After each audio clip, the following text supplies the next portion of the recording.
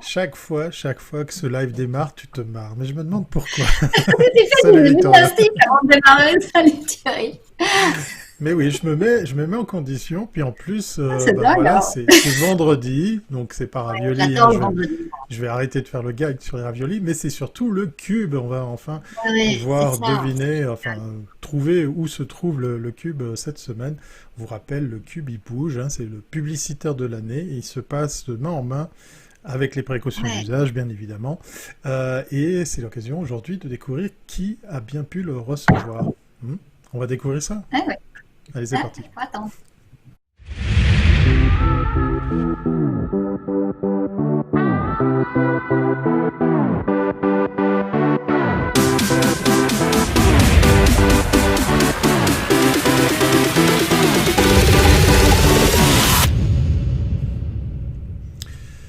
Et oui, et oui, 116e épisode pour ce vendredi, ce podcast de fin de semaine ou ce live, c'est selon si vous l'écoutez, vous le regardez, mais vous avez le droit de liker, vous avez le droit de partager, vous avez le droit de commenter. Vous êtes déjà du monde un certain nombre dans la chatroom, donc vous avez aussi le droit d'interagir si vous avez envie de poser des questions à notre invité qui attend sagement au fond du studio. On va remercier notre sponsor et on va vous rappeler pourquoi on est de moins en moins zen en découvrant la capsule juste après C'est celle vrai. du sponsor. Comin Mac Live est soutenu par Watson.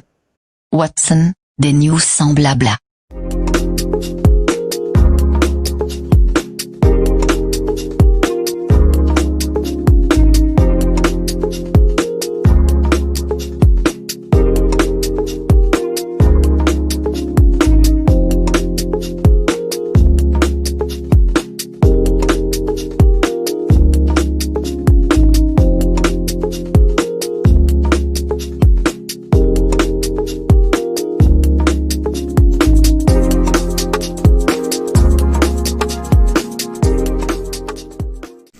Ouais, parce qu'on a l'air super détendu, là, tranquille, zen et tout, mais on est à, Mais complètement, bravo.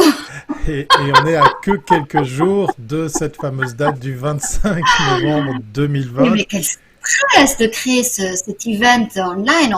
On s'est plongé dans un truc qui, vraiment, on est super content parce qu'on l'avait jamais fait, mais waouh, voilà, Ouais. Et qu'est-ce ça qu'on a demande du fait? boulot. Qu'est-ce qu'on a fait? Bon, allez, place à notre invité, Victoria, pour ce dernier épisode de la semaine. Allons tout de suite découvrir où se cache le cube. Ah, alors, pour cette 8e étape, et oui, 8, je vous rappelle qu'on va durer toute jusqu'à l'année prochaine. Je pense que ce sera quoi, en septembre, ou je sais pas si on le fera en juin, le meilleur de la pub. Donc, toutes les semaines, il faut que ça circule, hein. Donc, le cube reste cette semaine à Lausanne.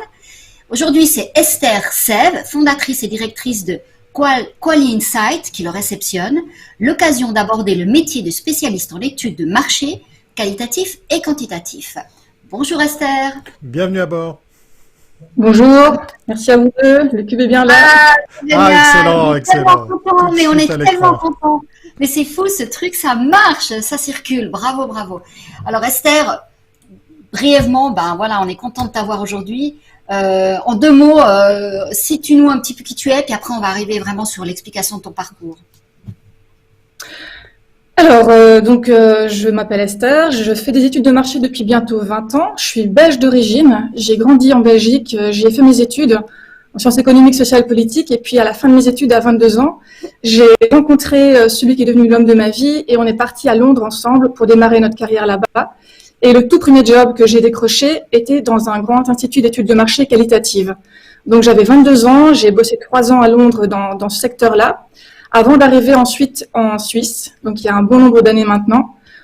J'y ai travaillé pendant 2 ans dans des enquêtes de satisfaction, enquêtes d'image, puis j'ai rejoint un autre institut, MIS Trend, pendant 6 ans, où j'ai vraiment eu la volonté de refaire du qualitatif, de monter ça et de lui donner la place que je pense que le qualitatif mérite.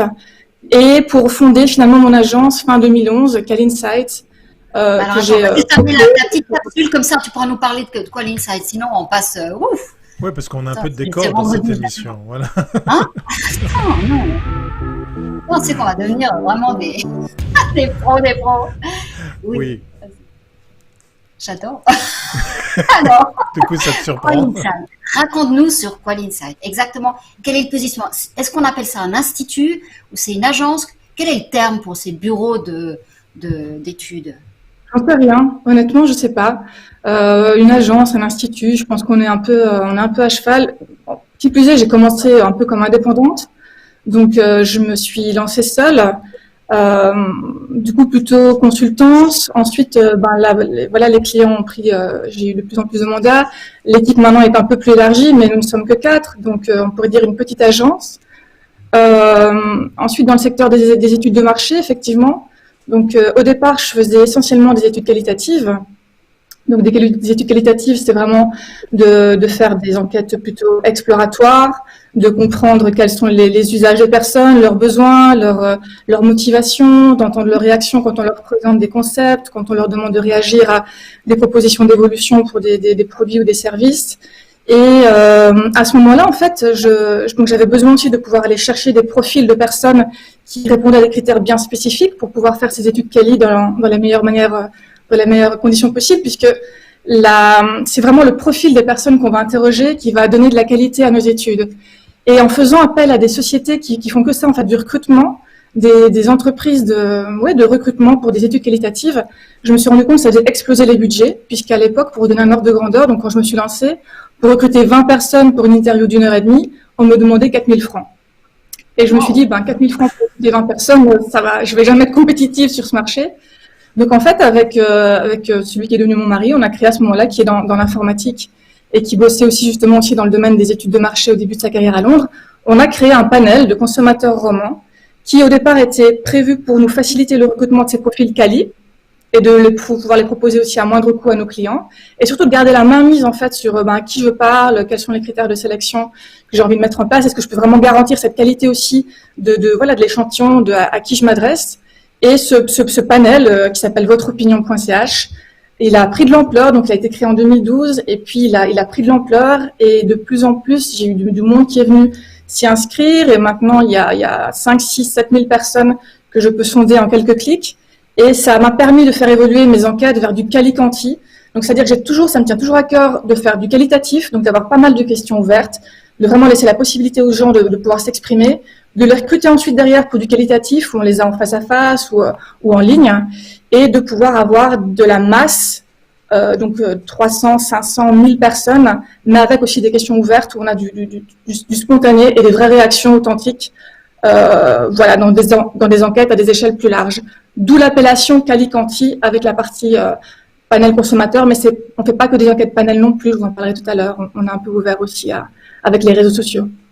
Avec un parcours aussi riche, international, et puis en plus pour venir s'installer en Suisse, qu'est-ce qui a été le moteur, le déclencheur de te retrouver d'employé à entrepreneur pour fonder cette fameuse agence? Qu'est-ce qui a été le déclencheur, le tout premier élément qui t'a poussé à devenir entrepreneur? Je pense que quand même à la base, mes 2 parents étaient indépendants. Et donc j'ai vraiment grandi dans un contexte familial d'entrepreneur où mes parents avaient à cœur de rester libres, en fait, de pouvoir déjà faire ce qu'ils avaient vraiment envie de faire et d'avoir ce plaisir à choisir le métier qu'ils exerçaient, de rester libres de leurs horaires, de pouvoir passer du temps aussi avec leurs enfants en partie, et de construire des choses telles qu'ils les voyaient concevoir. Donc j'ai quand même grandi là-dedans. Et ensuite, c'est vrai que le fait de partir à 22 ans à Londres a été une super expérience parce qu'avec avec mon conjoint, on s'est rendu compte que la culture d'entreprise là-bas était très ouverte et très portée à donner beaucoup de chances, beaucoup d'autonomie et beaucoup de possibilités aux graduates, donc vraiment les jeunes diplômés. Et très rapidement, en fait, j'ai pu avoir des expériences très très fortes et très concrètes sur le terrain, puisque en arrivant, donc en débarquant, je sortais de mes études, j'avais aucune expérience, et le fait d'être parfaite bilingue anglais-français, vu que j'avais vécu aux États-Unis, j'avais passé une année là-bas en scolarité quand j'avais 15 ans, on m'a donné la possibilité de faire des mandats à Paris, entre l'Angleterre et la France, très rapidement pour faire du qualitatif. Donc en fait, j'ai trouvé que le baptême du feu avait été très rapide, et très vite on te fait confiance, on te donne les outils, et j'ai eu aussi la chance d'avoir des chouettes mentors et d'avoir des belles personnes sur mon parcours qui m'ont permis en fait très rapidement de pouvoir de pouvoir tenter des choses. J'ai eu très rapidement du plaisir avec ça, sachant qu'en fait, à la base, je voulais faire journaliste-reporter. Vous voyez, c'était mon idée, vraiment, parce que j'ai la photo, j'aime interviewer les gens. C'est quand même un peu un travail d'investigation, ça y ressemble un petit peu. Ça. Franchement, je me dis, je suis pas si Non, c'est pas si loin. Mais est-ce qu'il y a une façon de poser des questions, enfin, de construire une étude en fonction des pays? Est-ce que du côté anglo-saxon et francophone, est-ce qu'il y a on pose des questions d'une manière différente ou disons on construit aussi les panels de manière différente? Alors moi je faisais que du qualitatif quand j'étais à Londres, et puis en fait ce qui changeait beaucoup c'est que c'était le type de mandat que j'avais. C'est vrai qu'à l'époque donc c'était quand même des grandes marques, vu que c'était un grand institut. Taylor Nelson, Sofres, ils sont vraiment justement très actifs au niveau international. Et du coup, pour vous donner on travaillait sur des grandes marques, et donc c'était plutôt le type de mandat ou le type d'étude qui était motivé par les entreprises avec lesquelles on travaillait. Et c'est vrai que je me souviens, par exemple, la toute première étude, donc j'avais 23 ans, sur laquelle j'ai dû bosser. Wow. C'était une de ces ceintures, vous savez, qui vous envoie des décharges électriques dans le ventre pour vous monter la pompe abdominale. J'en ai acheté une. Et je me Oui, j'y croyais que j'allais pouvoir... Ça marche pas, ces conneries. Attends, peut-être que c'était un autre avis. Moi, je me suis dit, mais le produit tellement inutile, qui sert à rien, et moi, je vais passer du temps là-dessus donc j'étais là, ouais, super, le premier projet sur lequel je bosse, en plus, je comprenais même pas le principe, Je disais aux gens, mais il y a qu'à faire du sport, vraiment. Donc, bref, j'étais totalement, en plus, hors du sujet. Et en fait, j'ai eu beaucoup de plaisir et de curiosité à aller à la rencontre de ces personnes-là et d'entendre, en fait, ces gens qui te parlent de pourquoi ils mettent cette ceinture et avec leurs différents enjeux, leurs différentes aspirations. Et toi, ton avis que tu dois garder, évidemment, parce qu'il faut rester neutre, objectif, donc tu dois vraiment voir tout ça, faire preuve d'empathie.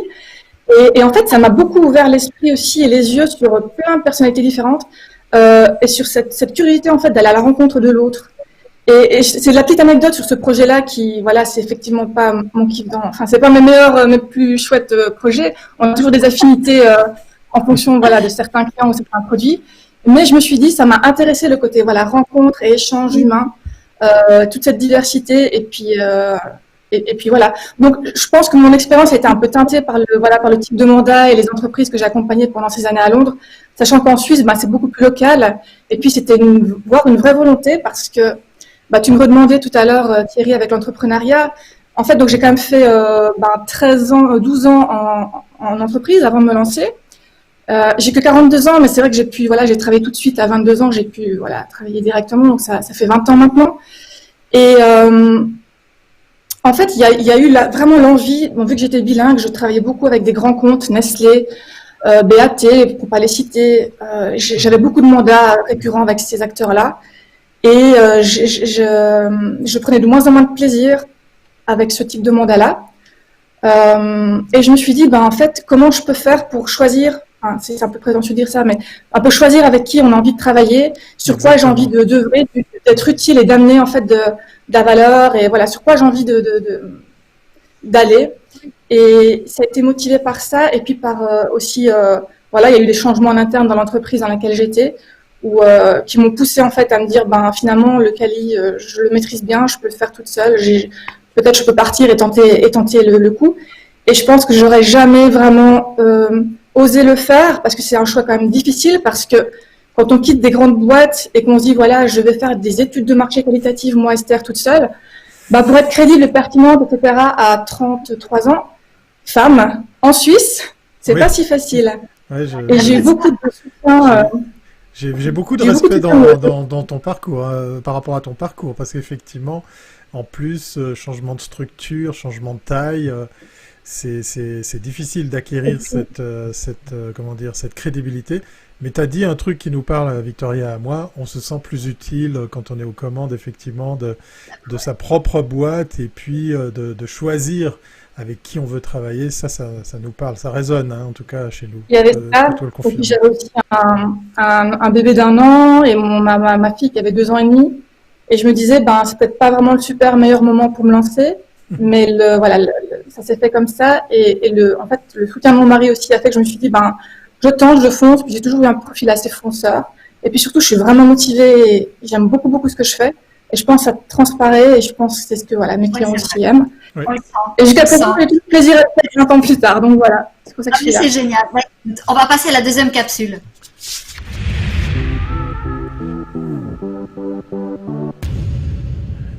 Oui, hein, il faut les trouver, les personnes à qui on va poser toutes ces questions. En tout cas, chez notre invité, on sent la passion et j'ai envie de croire que c'est peut-être pas si difficile, mais on va découvrir comment elle s'y prend. Hein. Ouais, alors une petite question, moi, qui m'a toujours intriguée. Dans tous quand tu as ces panels, ce réservoir de gens qui acceptent d'être sondés, il y a quand même un biais, parce que le fait d'accepter de répondre à des questions fait que déjà, tu as quand même, je veux dire, c'est pas la même façon que de prendre quelqu'un par hasard. Et puis, dans certains cas, on les finance aussi. Alors, quelle est ta politique par rapport à ça? Donc, comme je vous expliquais au départ, l'idée, c'était d'avoir effectivement un réservoir de personnes dans lequel je puisse aller puiser pour chercher mes profils spécifiques en quali et être plus compétitif sur les prix. Ensuite, ce bocal, c'est vrai, comme tu dis, c'est un profil quand même particulier de personnes. Tout le monde n'a pas envie de donner son avis dans des sondages rémunérés ou dédommagés. C'est pour ça qu'en fait, nous, vu qu'on vient du Cali, on fait beaucoup d'immersion, donc on va aussi sur le terrain. On fait comme vous, en fait, on va avec notre micro, on fait des micro-trottoirs, on va dans la rue, dans les parcs, dans les endroits là où les gens sont, en fonction des mandats qui nous sont confiés.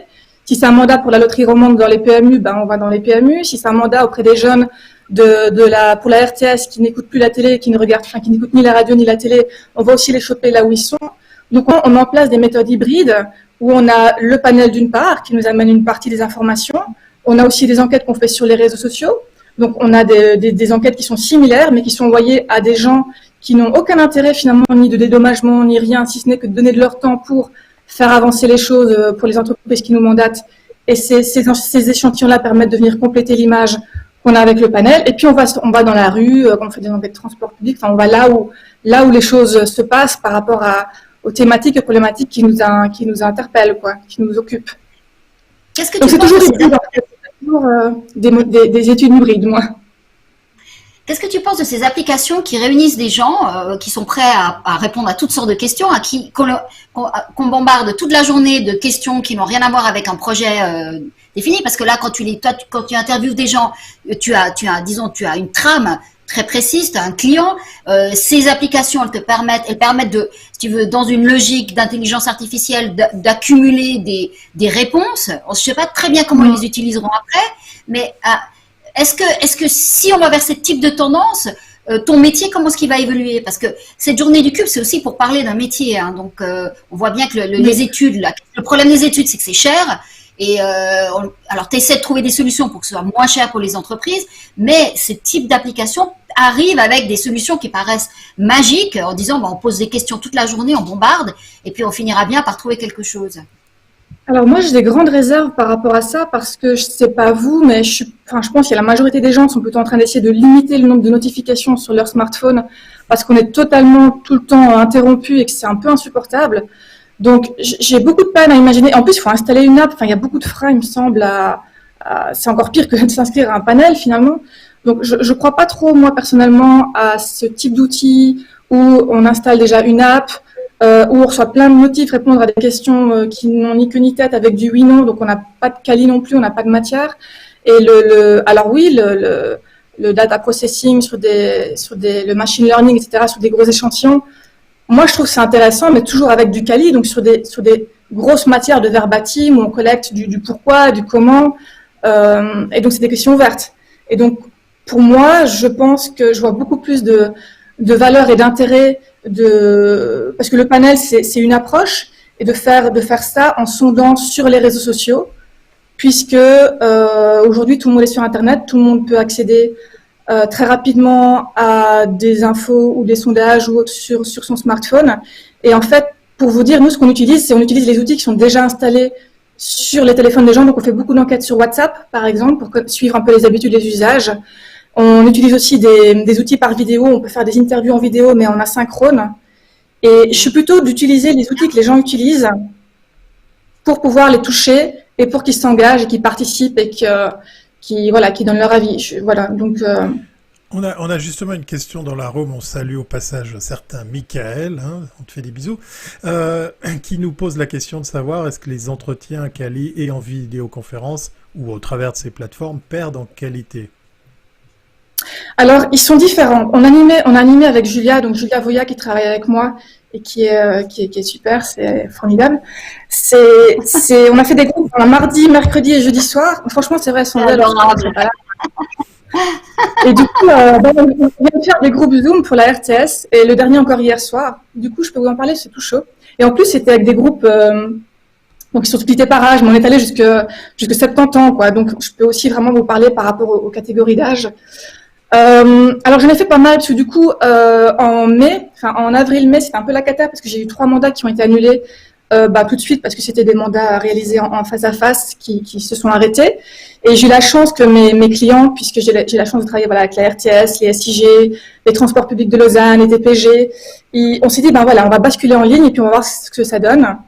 Et les retours ont été très probants, au point tel que les clients, d'une part, continuent à me mandater pour ce type de retour-là, parce qu'on commençait déjà aussi à faire des retours en vidéo, vous savez, où on envoie dans la rue, puis comme vous, en fait, les journalistes, on fait des petites capsules, on monte, donc on a des personnes aussi qui nous aident à faire ça, et puis c'est beaucoup plus vivant de montrer des résultats à des clients quand vous voyez, vous entendez les gens vous dire les choses, que de lire des trucs dans des bulles sur un PowerPoint, c'est mortel, quoi. Donc nous, on essaye d'être vraiment très visuel et d'être très vivant avec de la vidéo et du vécu. Et du coup, en fait, ces capsules vidéo qu'on reçoit, les gens, déjà, ils sont dans des conditions super, comme vous, là, maintenant. Vous êtes derrière votre écran, peinard, avec votre petite webcam. Vous enregistrez, le son est nickel. Vous n'avez plus de checker la lumière. Vous pouvez même vous réenregistrer. On peut avoir que des capsules de 2 minutes. Donc, il faut être un peu concis. Il faut un peu réfléchir quand même à ce qu'on va dire.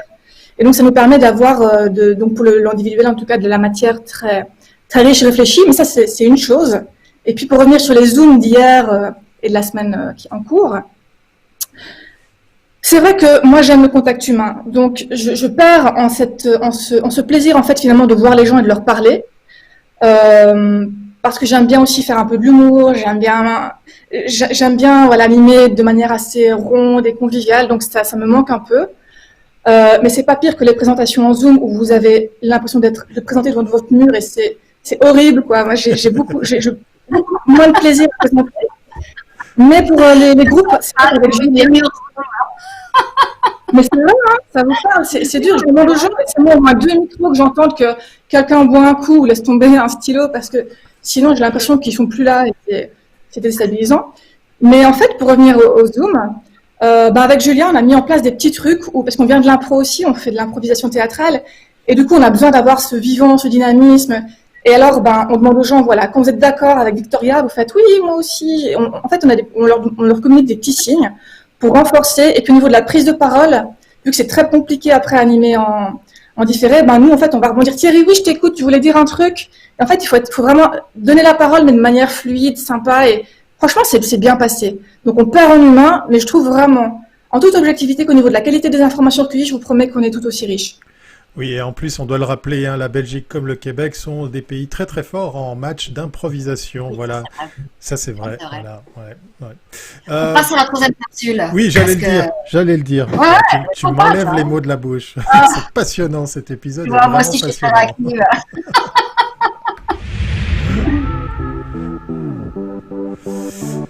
On va un petit peu continuer le thème qu'on vient de déflorer, effectivement, le en ligne versus le présentiel, un allié, un complément. T'as peut-être justement une conclusion. Est-ce que tu te réjouis de revenir au présentiel? Est-ce que le online, le en ligne va être un complément, un outil en plus? Est-ce que ça va faire partie, par exemple, du catalogue des prestations que tu feras plus tard, après Covid?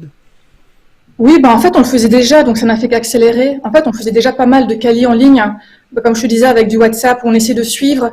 Parce qu'en fait, le problème du online, c'est que tu es en différé. Donc, tu peux pas observer là tout de suite maintenant ce qui se passe. Donc, l'avantage de faire du présentiel, c'est que tu peux être en immersion, suivre les gens, observer, voir vraiment comment ça se passe et voir tout ce côté non perceptible ou non déclaré, parce que tu as aussi toujours un décalage entre ce que les gens te disent et ce qu'ils font dans la vraie vie. Donc avec l'online, tu as un peu moins de prise là-dessus. Mais par contre, le fait d'avoir des outils qui sont installés sur les téléphones des gens et que, par exemple, là, on a suivi des gens pendant une semaine sur leurs habitudes pour consommer un produit ou pour écouter un programme à la radio. Et en fait, ils te font des retours en live quand ils ont envie. Et c'est très spontané, c'est très sans filtre. Donc okay. Je pense, de toute façon, on faisait déjà, mais que les deux se complètent, mais que l'un ne va pas sans l'autre. Et c'est pour ça que je suis vraiment très partisane de ces méthodes mixtes qui s'imbriquent et qui offrent plus de richesse. On a des réponses plus authentiques, plus, comme tu dis, live, plus rough and tough. Les gens se laissent aller à dire franchement les choses ou s'exprimer Moi, différemment. j'ai le sentiment, en tout cas, avec, puis on a fait une très grosse étude pour la RTS, on avait 80 interviews, justement, tout aussi en différé, online, et les gens se livrent beaucoup. Et le fait, en fait, que moi, je fasse aussi des capsules où je me livre un petit peu, bonjour, voilà, moi, c'est Esther, et je parle aussi un peu de moi, il y a ce retour qui se fait, même si tu es pas physiquement avec la personne, il y a un vrai échange qui peut se faire, et si la personne, elle est en confiance, ben, cette qualité, elle arrive, quoi, dans l'échange et dans l'info que tu collectes. Donc, oui, moi, je pense vraiment qu'on peut avoir cette qualité. Tu m'expliquais quand on préparait cette interview que pour renouveler aussi ton panel, tu passes maintenant sur des réseaux sociaux et que la façon dont tu vas amener le fait que tu as besoin de personnes pour un sondage, et je crois que c'est intéressant pour les gens qui nous écoutent parce qu'on est tous dans le monde de la com, vraiment de voir que tu n'as pas les mêmes résultats en fonction du message que tu vas donner. C'est vrai. Donc, c'est vrai que là, justement, mon métier évolue aussi et je deviens pas publicitaire, mais quoique je me dis parfois, vu qu'on a maintenant ces posts sponsorisés qu'on envoie sur les réseaux, sur Instagram et Facebook, je m'appuie quand même énormément sur Julia, hein, je dois quand même le dire, qui est beaucoup plus jeune et qui maîtrise ça super bien. Donc, c'est vraiment mon bras droit pour ça. Néanmoins, ce qu'on fait avec ces capsules, c'est que, typiquement, c'est vrai, là, le dernier sondage en cours pour les transports publics sur le contexte Covid, comment les habitudes sont impactées au niveau de la mobilité, au niveau des déplacements, quels sont les moyens alternatifs utilisés si on doit encore se déplacer, pourquoi plus de transport, il y a plein de questions. Et le premier envoi de capsule, c'était voilà, un petit sondage de 3 minutes, dites-nous comment vos habitudes de mobilité ont changé maintenant avec la deuxième vague. Et gros flop, enfin genre, je sais pas, 56 réponses, les néants, ça va pas du tout. Gros bof. On refait un autre texte, une autre accroche en disant vous preniez les TL, vous les prenez peut-être encore ou plus, mais là vraiment les TL ont besoin de vous pour comprendre comment ils peuvent mieux anticiper vos besoins, gérer la crise. Votre avis est important. Et ben en 4 heures, on a reçu 450 réponses, quoi. Ah ouais. Et ça, c'est de l'info qui est quasiment gratuite parce qu'on l'a sponsorisé 30 francs. Je vous le dis vraiment. Et voilà. Et c'est des gens qui sont engagés. Les résultats sont tout à fait comparables avec ceux qu'on a avec le panel des clients TL, parce qu'on a aussi des enquêtes de panel de clients dédiés. Et on avait des profils qui étaient par contre plus réguliers. Ça, c'est vrai. On n'avait pas les occasionnels parce qu'il faut quand même être engagé pour répondre à un sondage en ligne sur cette thématique-là. Mais ouais, des retours vraiment. Alors ça, voilà, mais comme je t'avais dit, Victoria, c'est vrai que nous, donc, on essaie de faire avec Julia, on essaie de faire des sondages courts, modernes, ergonomiques. On a investi dans un outil qui permet de faire pas beaucoup de clics. On dit aux clients pas plus que 20 questions, sinon on perd les gens. Ça va être 5 minutes maximum. Et on est vraiment très rigoureux là-dessus. Et je pense que c'est ce qui fait aussi notre force. Et puis notre panel, vu que c'est des consommateurs romans, et il n'y en a pas des millions, donc si les gens ils pensent devenir riches en s'inscrivant à notre panel, ils se mettent le doigt dans l'œil parce qu'ils ont fait 10 sondages par an, donc ils gagnent 20 balles sur l'année. Donc c'est vrai qu'ils se renouvellent. Même pas un mois de Netflix.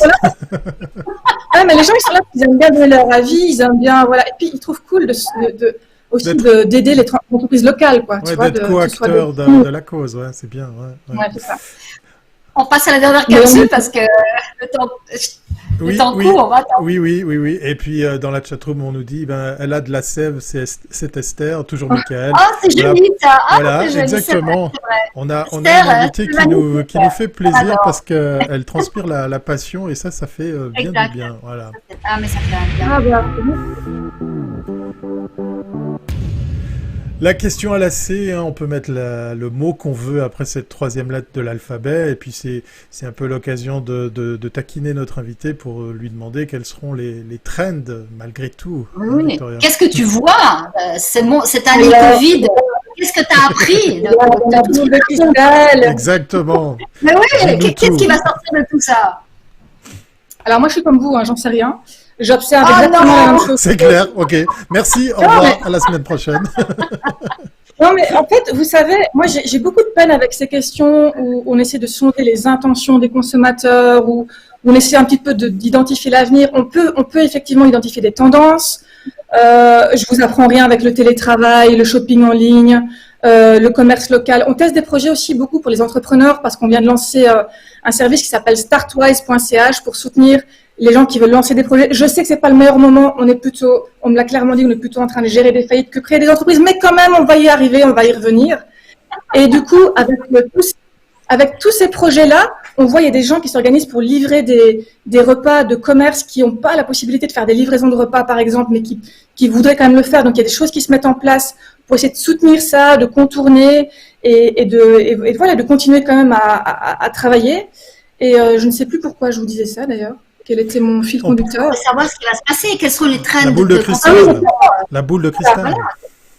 Voilà. Qu'est-ce qui ressort? Parce que dans les questions que tu poses, tes consommateurs, enfin, tes panélistes aujourd'hui, est-ce qu'ils parlent différemment? Est-ce qu'il y a peut-être plus d'angoisse, plus de, je sais pas, plus de peur ou qu'avant? Je ne sais pas. Alors, il y a un petit peu plus, c'est vrai, il y a un petit peu d'anxiété quand même.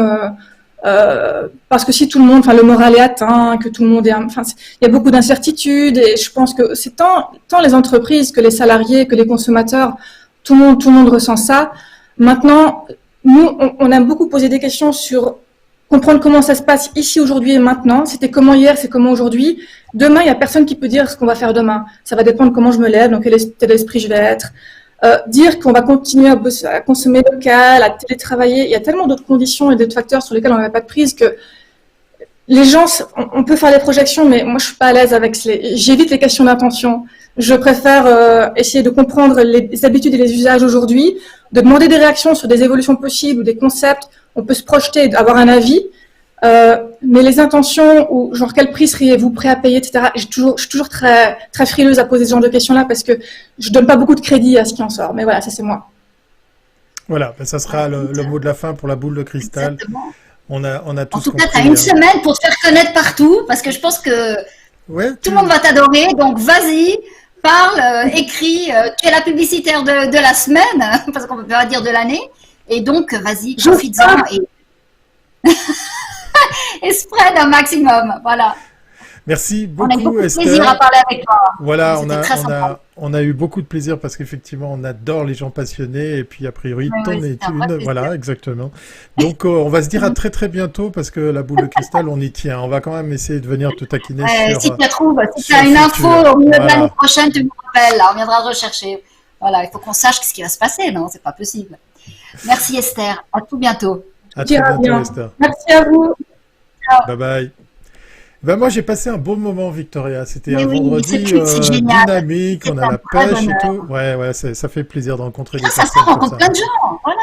Mais oui, c'est pas parce qu'on est derrière notre ordinateur. J'ai beaucoup aimé Pénard derrière votre webcam, mais c'est très gentil de sa part. Ouais, nous, on Ouais. trime derrière notre webcam. On a passé un bon moment, effectivement, même si, bah voilà, on peut pas continuer ce moment avec un apéro, parce que ça aurait été sympa de boire des verres avec Ouais, Esther. ça, c'est très sympa. Mais ça sera pour une prochaine fois. Alors, Très bien. on va se dire à lundi. On va peut-être vous faire une surprise mercredi. Peut-être il n'y aura pas d'émission parce qu'on vous le rappelle, hein, mercredi, c'est quoi? C'est le 25 Oui, novembre. Voilà, oui. les 10 ans. Donc, Une une seule super adresse. soirée en ligne, mes Exact, chers amis. exact. Le meilleur du web.ch. On bosse pour que ce soit génial. Exactement. Donc, C'est très cool. tenez-nous les pouces, venez assister à cette soirée, venez voir à quoi elle ressemble. Hein. Ça démarre à 18h30 pour l'ouverture des portes, 19h pour le démarrage effectif. Ça T'as se pas gagné passe. de prix aujourd'hui, de place? Ah bah tiens, oui, c'est vrai. Voilà, allez, on va faire gagner des Quel tickets. est le Vous pays allez- d'origine d'Esther? Voilà. Exactement. C'était exactement ce à quoi je pensais. Vous allez sur lemeilleurduweb.ch, sur le formulaire de contact, vous écrivez votre prénom, votre nom, votre adresse email, sans quoi vous pourrez pas recevoir les tickets. Et pour assister gratuitement à la 10e édition du Meilleur du Web, vous nous mettez dans le commentaire du formulaire le pays d'origine d'Esther. Moi, je dis ça, je dis rien, mais je crois que c'est pas trop compliqué comme question. Donc, vous devriez pouvoir passer un bon moment le 25. Voilà. Bonne chance à tous. Vous avez le droit de partager, de liker. Hein. Vous avez le droit de réécouter tout ça en podcast. Et puis, on se dit à lundi, Victoria. Bon week-end à tous. Voilà. Portez-vous bien. Bye bye. Ciao. Ciao.